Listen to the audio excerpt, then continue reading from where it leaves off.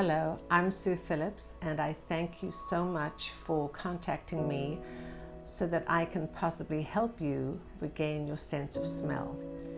As an introduction, I'd like to tell you that from the second we're born, we smell and we breathe, and nobody ever teaches us how to smell. So it's an automatic response, and we go through life just enjoying life, smelling, tasting food, enjoying certain things, and we don't really pay attention to our sense of smell until it is lost.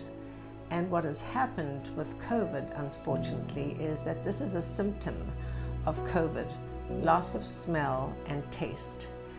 You know, way before COVID, many people had actually lost their sense of smell.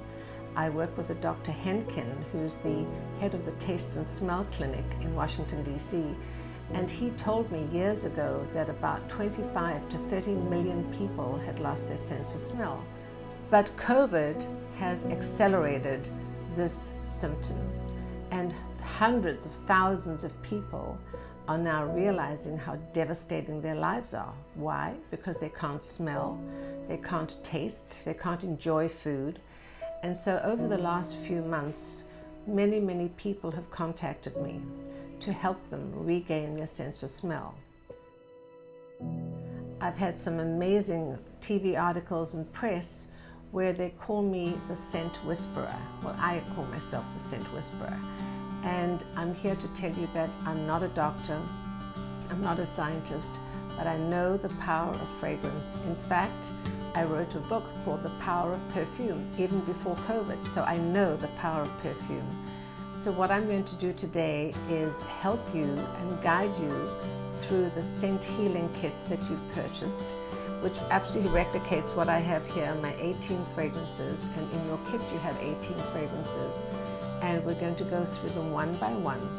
What I'd like you to do is to be very quiet, go into a quiet room, no dogs barking, no telephones ringing, no distractions or interruptions, so that you can literally engage your brain. Our olfactory system is here, and it goes, our olfactory bulb starts behind the eyes and it goes into the limbic system.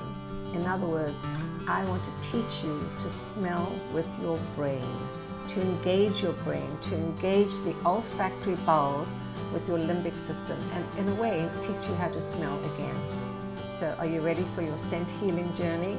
Please open your scent kit, your scent healing kit, and take out the bottles and put them in order, number 1 to 18, because what we're going to do is we're going to start evaluating them and smelling them one by one. So put them in a circle just like this, or in a straight line, that you'll be able to take them very easily and just start to evaluate them. Typically, perfumes are constructed with a top note, a middle note, and a base note. Basically, like life, a beginning, a middle, and an end. And most fragrances start with the top notes, which are usually the light, bright, citrusy, refreshing notes. Then they mix with the body chemistry, and you have the middle notes, which are usually florals and spicy and fruity notes. And then the base notes are the deeper, the darker, the more woodsier, the robust notes. So for our scent healing and our smell training to begin, I'd like you to take your number 1 fragrance and the matching blotter strip. So take your blotter strip and mix it in, put it in, and evaluate it. And I'll give you a hint. Can you smell anything citrusy with a little hint of lemon or lime, oranges or grapefruit? If you can, wonderful, put it on the right. If you cannot, put it on the left. Now we'll go on to the next one. Now we're on number 2, and we're going to do the same thing. Dip your blotter strip in the bottle and evaluate it. Do you smell anything? Okay, if you can smell this, and if you smell something, put it on your right.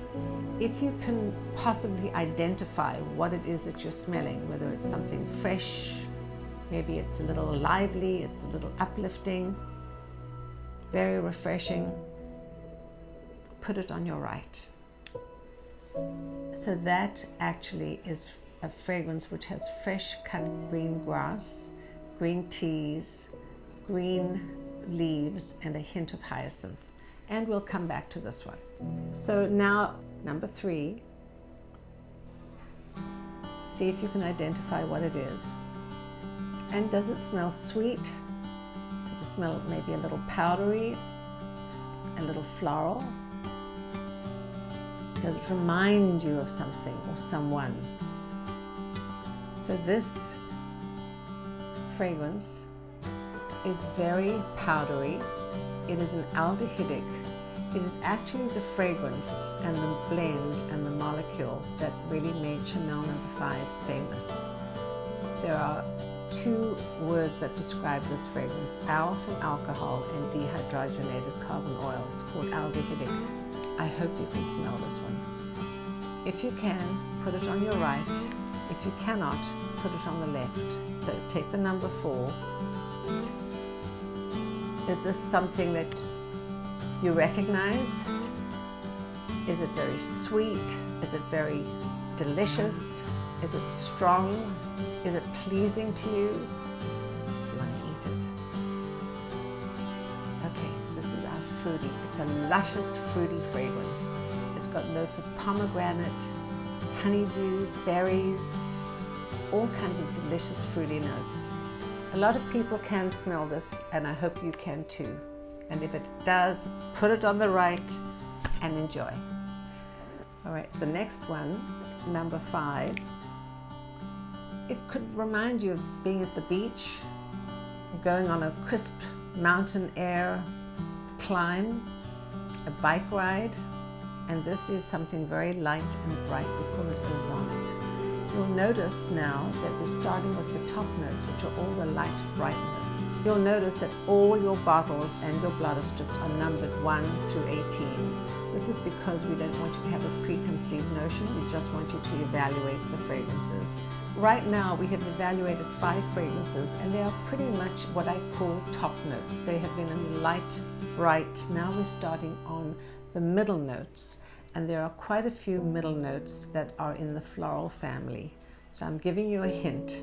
So take your number 6, dip it in the bottle, and let me know if you can smell this.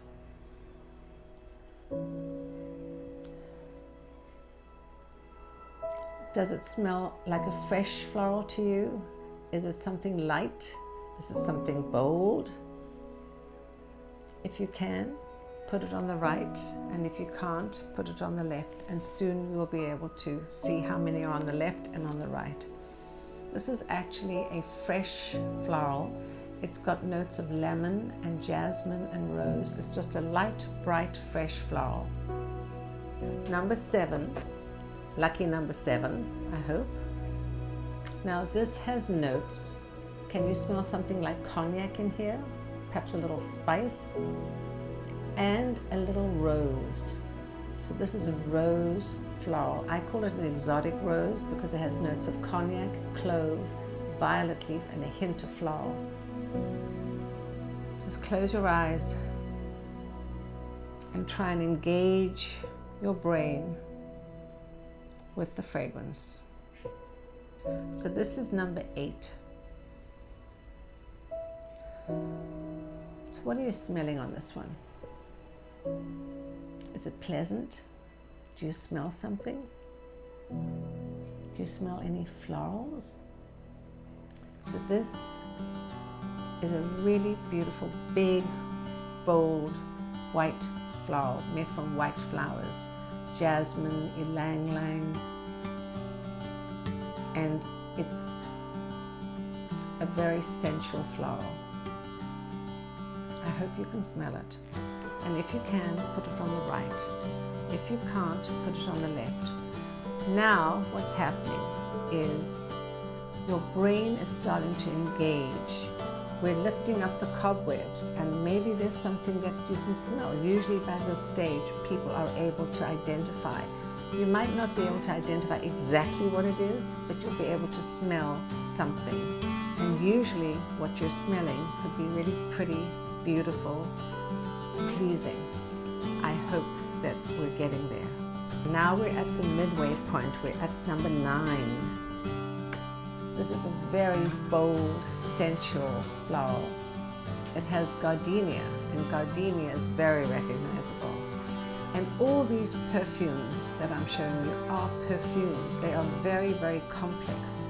Each perfume has about 15 or 20 ingredients in them. So it's not a single note. That's why they're so complex. That's why we're asking your brain to really engage with these fragrances and to really connect. We're halfway through. We're starting on the next half. So this is number 10. Okay. Do you smell anything like a little exotic, a little spicy, something that makes you feel warm? Maybe you're sitting at the fireplace with a rug and drinking mulled wine, and some of the spices are coming to mind, like clove, cinnamon, nutmeg, lovely spicy notes, everything that's in your spice cabinet. Now we're on to number 11. So this one is really interesting. This is very smooth. It's very popular right now. It is a woodsy, beautiful sandalwood from India. And I will tell you that the word perfume actually comes from the Latin per fumum, which means through smoke. I'm reminded about the story because of the sandalwood note. In the early Egyptian years of religious ceremonies, they would make sacrifices to the gods, and they would put on an altar of wood all the elements that they wanted to offer to the gods. And so they would then light the wood, and they would light the altar and the offerings, and through the smoke wafted the beautiful aromatic notes. And that's why the word perfume came to be, from the Latin per fumum. And so the sandalwood note reminds me very much of the word perfume, because they used sandalwood and they used wood to offer to the gods. Okay, the next one. What do you smell with this? Is it sweet? Does it remind you of something? This is a sweet, edible note. It's got balsamic vanilla and tonka bean, and it's a beautiful, rich vanilla fragrance from Madagascar. The best vanilla comes from Madagascar. I hope you're getting more and more blotters on the right. Okay, the next one.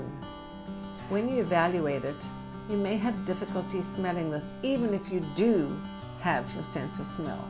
And this one is actually musky, but it is a sweet musk, which is from plants. Typically, musk, the original real musk, comes from the deer and the civet cat. And in this particular instance, the deer and the civet cat, when they get a little aroused, shall we say, they make certain secretions. How or why those perfumers found those secretions, we're not going to go there. But we don't use anything from animals. So real musk, which I find in Morocco or Egypt or the Middle East or India, is very pungent and it's very sensual. Okay, the next one. Do you see a color? So people who can actually identify and correlate colors with fragrance or fragrance with music are synesthetes, and synesthesia is actually the term used for helping different senses come together. And I get a deep, enchanted, dark green, like a forest smell. And this is actually oak moss and patchouli and leather. It's very bold, it's very robust. It's used a lot in men's fragrances. And the first Chypre perfume was actually created in Cyprus. Again, those perfumers are traveling around the world. They landed up in Cyprus in the Mediterranean, and they were overwhelmed with the beautiful aromas wafting up on the island. And they said, "Ooh la la, qu'est-ce que c'est? What is this? Nous sommes en Chypre, we're in Cyprus." And what they were smelling were those beautiful patchouli, leather, oak moss, and some bergamot. And they gave the name Chypre into the category of that particular fragrance family. Okay, number 15. This is a little bit more robust, possibly for a man. Might have some herbal notes. Do you smell lavender? Do you smell anise, rosemary, mint, or thyme? So this is the herbal. It's a herbaceous blend. It's used a lot in men's fragrances. What do you evaluate when you smell this? It's a fresh, a little floral, quite uplifting. And this is something that a lot of men happen to like, even though it's in the floral family. This is a gentle floral. It has notes of bergamot, freesia, cyclamen, frangipani, and it's just a lovely floral. I call it a dusty floral because it's kind of like dusty. It's not really robust, it's not a really big floral, but it's a lovely flower. I hope you're getting a lot on the right and not so many on the left. So how are you feeling? Are you feeling a little tired? Are you feeling energized? Are you feeling emotional because you can actually smell things? I hope so. I really do. We're coming to the end of our fragrance healing journey, and this 17th one, a little freshness, a little robust, a little masculine. It reminds you of summer. Maybe going out with friends, you want a little drink, and maybe you'll take a gin and tonic. So this note actually has juniper berry in it, and juniper berry is what gin is made from, and we call this one tonic sport. I'd like you to lift your arms, shake your shoulders, shake your head from side to side, and just relax, and I hope you've enjoyed the scent healing journey. So here's the last one, number 18, lucky 18, is a very bright yet sensual fragrance that is found a lot in men's colognes. It is actually, can you smell it? It's amber. And amber is short for ambergris. And I'll tell you a story about ambergris. Again, those perfumers always looking for interesting ingredients.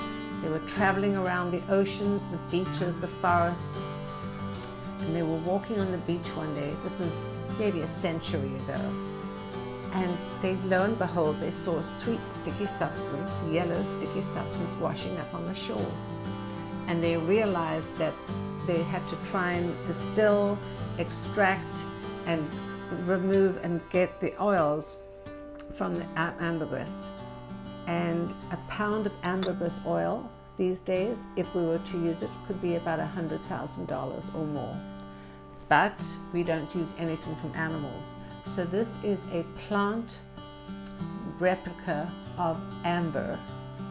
It's sweet, it's not very pungent, but I hope you recognize this, which is used a lot in men's fragrances. This is the end of our fragrance healing journey. By now, I hope you've been able to smell some fragrances. What I'd like you to do now is go back through all the blotter strips, starting from the beginning, and pick up each one and see if you can identify it and if you can smell. And now we're practicing smelling with your brain. We're going back to each one, and now the fragrance is actually on the blotter strip. So I'd like you to go back through each one of them, the first, second, third, fourth, continue going. And the ones that you can smell, put on the right. The ones you cannot, put on the left. And continue to go through the scent healing journey with all these fragrance blends. And what we're doing now is we're trying to rejuvenate your brain. We're trying to connect the smelling sensation, the olfactory system, with your limbic system, and lift up the fog, because what's happened with COVID, people have lost their smell, and it's almost like a blind coming down.